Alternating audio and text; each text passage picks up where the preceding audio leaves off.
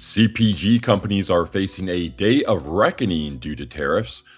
Aldi is dealing with a meatball recall, and health focused consumers are reading more labels. Welcome to Retail Daily, your quick look at the top stories from Supermarket News and CSP Daily News. I'm Supermarket News Senior Editor Bill Wilson. CPG manufacturers have reached a day of reckoning on tariffs, especially for spices. McCormick and Company has reached a breaking point and raised prices. CEO Brandon Foley said in the company's fourth quarter earnings statement that it will continue taking steps to mitigate rising costs tied to global trade dynamics. McCormick and Company absorbed $70 million in gross costs in 2025 because of tariffs and expects another $50 million in costs this year.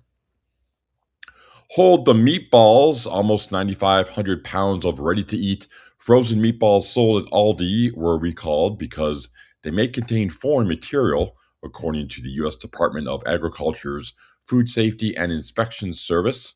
Rosina Food Products Incorporated, based in West Seneca, New York, issued the recall after a customer found metal fragments in the product.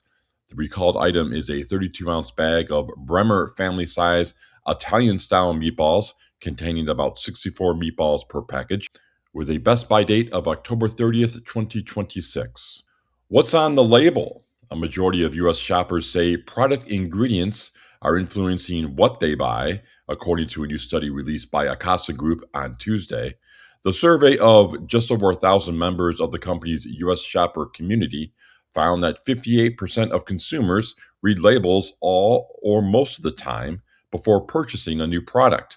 Among shoppers who describe themselves as health-focused, that share rises to 87%. Interest in ingredient information appears to be increasing. 40% of health-focused shoppers and 39% of Gen Z respondents said they are reading labels more often than they were 6 months ago. If you are new to GLP-1 meds, then you'll need a starter kit. ShopRite is offering free starter kits to customers who begin taking GLP-1 medications for weight management, the grocer announced on Monday. The Wellness Your Way starter kits will be available for a limited time to customers filling their first GLP-1 prescription at a ShopRite pharmacy while supplies last. The kits include product samples, coupons, and a printed wellness guide with nutrition information. According to the company, the guide features recommendations from a registered dietitian on protein intake, hydration, and lifestyle changes, along with tips for grocery shopping and recipes for breakfast, lunch, and dinner.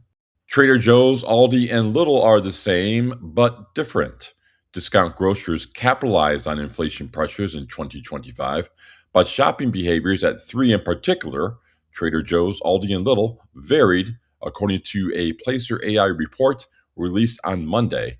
Trader Joe's stands out for its concentration of mid-length visits. Aldi sees a higher share of visits in the 15 to 30 minute and 30 to 40 minute ranges.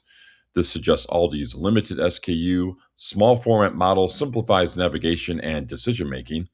Lidl skews toward longer visits, including the highest share lasting more than 45 minutes at 11.7%. This reflects Lidl's positioning between a traditional grocery store and a superstore. Stewart's Shops is continuing to expand into northern New York, this time in Alexandria Bay. The Ballston Spa, New York-based convenience store chain, said Monday it is under contract to acquire the Alex Bay Big M Market in Alexandria Bay. The company also is acquiring the Dexter Market in Dexter, CSP recently reported.